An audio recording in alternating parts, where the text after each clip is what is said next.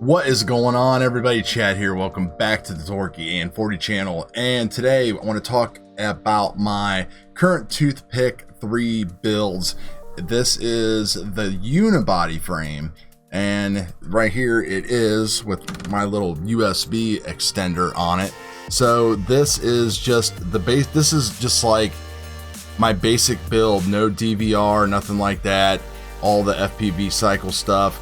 Fly it on either a 453S or a 520, and it comes in at about 106 grams, which is, you know, pretty much what all of us are running at.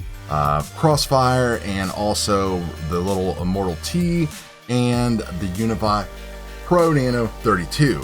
So, you know, I've got like the Beta 115, I've got the Diatone 339 with Valco X now. I had another Toothpick build with the original TP3 frame here, and the Moxino motors. Had a board go out on this. So the whole point is that a lot of these, the Pids on these are kind of all over the place for me, even though they all have kind of the same. They all are within 3 or 4 grams of each other with weight, running the same batteries, same props, nearly the same everything.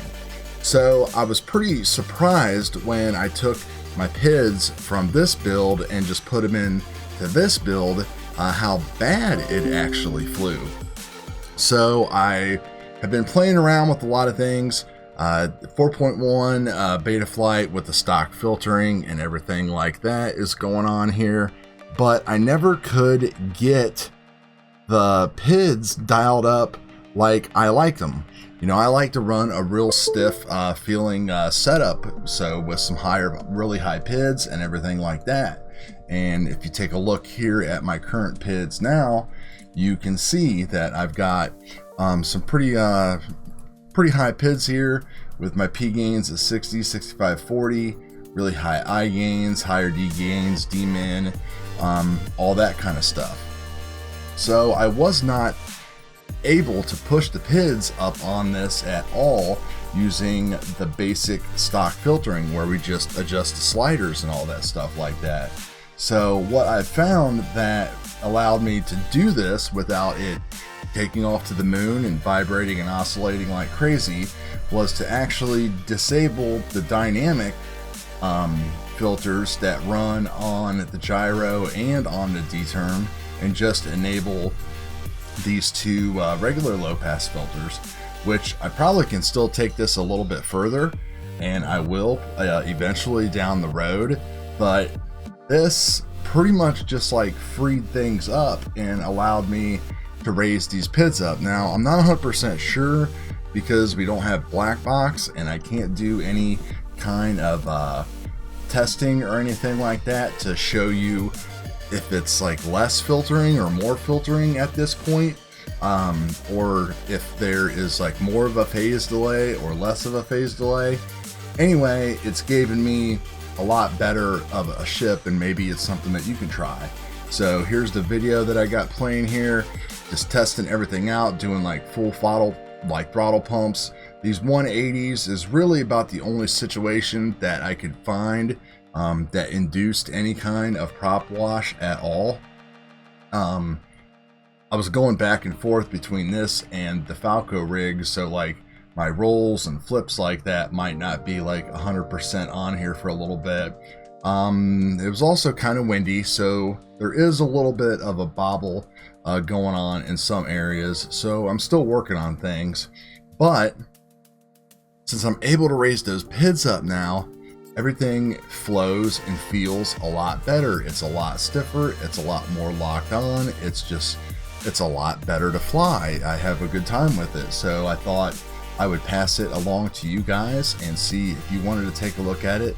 You can still see that there's a little oscillation there on the punch outs, but I really don't care because I don't really feel it when I'm flying. You can just kind of see it in the video. But with the RPM filter, the JESC, 6.5 minute flight with this thing, just fantastic. And when it comes to just like the overall control and flying around and just doing whatever I wanted to do, I mean, it's pretty much like how Toothpick flies. It's just like point and shoot. So really having a good time with this. Maybe it's something that you will want to try. I also recommend trying out that Falco X. I posted a couple of videos of a cut that I did on Facebook groups and stuff, and was showing to people. And when I watched the video back, I know that it feels a little bit more locked on, but a lot of people I know aren't going to go that route, and they've already bought all the stuff off of Bob. So try to share a little bit of information on what the best flying performance is that we can get out of this. So again, this feels really good. It's kind of like tuning flights here, me just trying to put it through a bunch of different situations and see how things like look and feel and work. And I think this is a really good compromise right here with that filter, especially going into like I think I do like doing like a orbit here, and the thing is just like locked on really good, you know, like having a blast with that. It just these toothpicks just keep on amazing me time and time again. So try mess around with those filters and see if maybe you get, hey, there's a cat. Try mess around with those filters and see if maybe you get some of the same stuff as well. So have fun. Hope you guys have a good day, and we'll be back later this week with something else. See ya.